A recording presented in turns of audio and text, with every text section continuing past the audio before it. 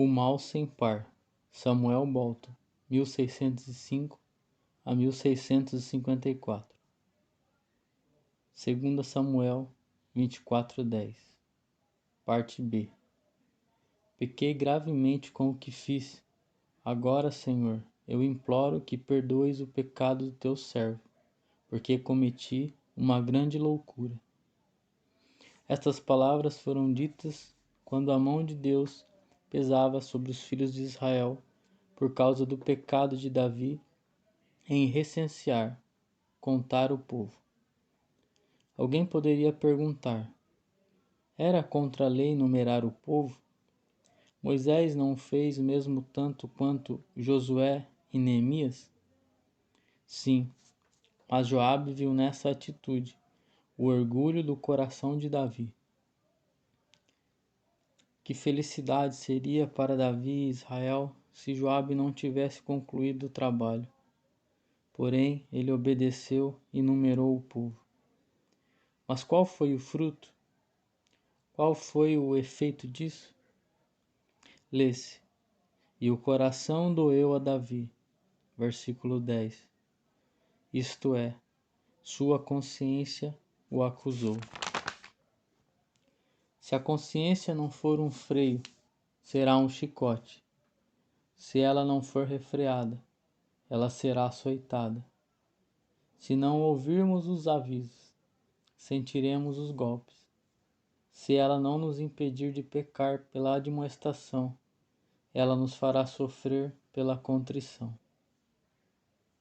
Deus o puniria pelo pecado. No entanto, atentamos para o comportamento de Davi. Deus o ameaça com o julgamento e ele lamenta pelo seu pecado. Ele não disse: traspasses a praga, nem traspasses o julgamento, mas sim traspasses a iniquidade. Ele olhou para o pecado como o maior mal. Se você comparar o mal do pecado com outros males, verá quão pequenos os outros males são em relação ao pecado. Antes de tudo mais, os outros males são somente externos, são relacionados somente ao corpo, o nome, ao estado. Porém, o pecado é um mal interior, um mal da alma, e este é o pior dos males. Todos os outros males são somente de natureza temporal, e eles têm um fim. Pobreza, doença, calamidades, todos têm um fim. A morte põe um fim em todos eles. Contudo, o mal do pecado é de natureza eterna e nunca terá fim. O homem pode ter todos os outros males e ainda assim permanecer no amor de Deus. Você pode estar debaixo de toda espécie de miséria e ainda assim ser amado por Deus. Todavia, existe um mal que faz da alma objeto da ira e da inimizade de Deus. A presença de todos os outros bens e a ausência de todos os outros males não irão tornar você amado se houver pecado. Todos os outros males são medicina de Deus e são usados como remédios, tanto para a prevenção como para a cura do pecado. Aquilo que luta contra e se opõe ao maior bem deve ser o maior mal. Portanto, o pecado se opõe e luta contra o maior bem. Reúne todas as forças contra ele e vem em campo aberto desafiá-lo todos os dias. Quando o pecado é expulso do campo, ainda leva um longo tempo até que seja expulso da fortaleza. Quando ele na prática é vencido e conquistado, mesmo assim, na afeição, é difícil de ser vencido. Embora às vezes possa parecer estar vencido e extirpado, ele ainda posteriormente se refaz e fará novas investidas contra você, para enfraquecê-lo e feri-lo.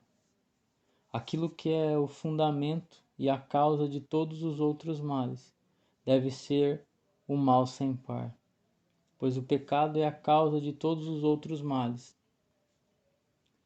O inferno é o mais terrível mal, todavia, o pecado é pior que o inferno em si.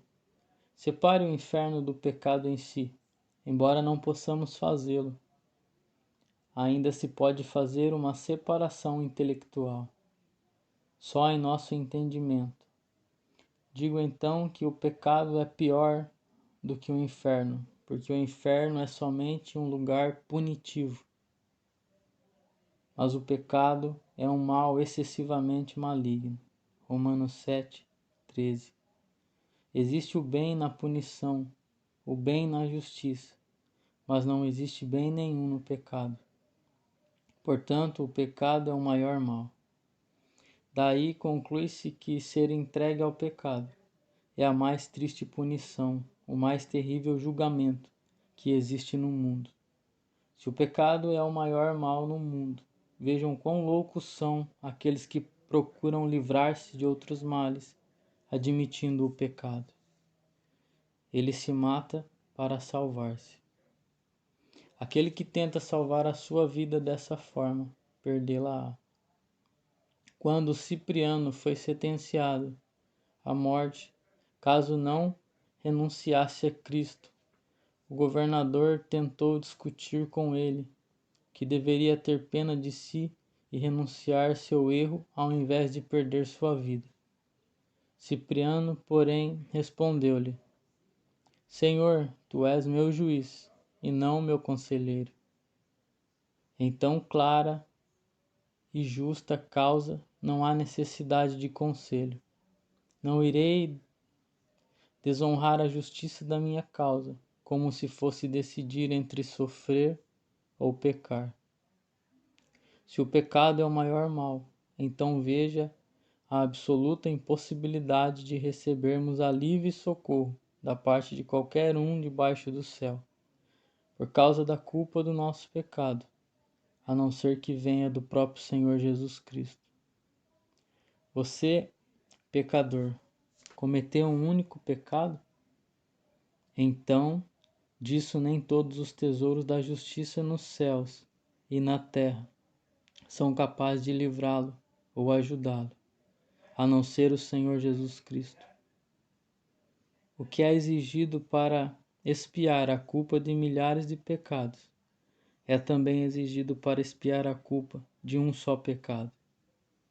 Infinita justiça é exigida para um, e não mais é exigida para milhares. E tal justiça ninguém tem, a não ser Cristo somente. O puritano Samuel Bolton, 1605 a 1654.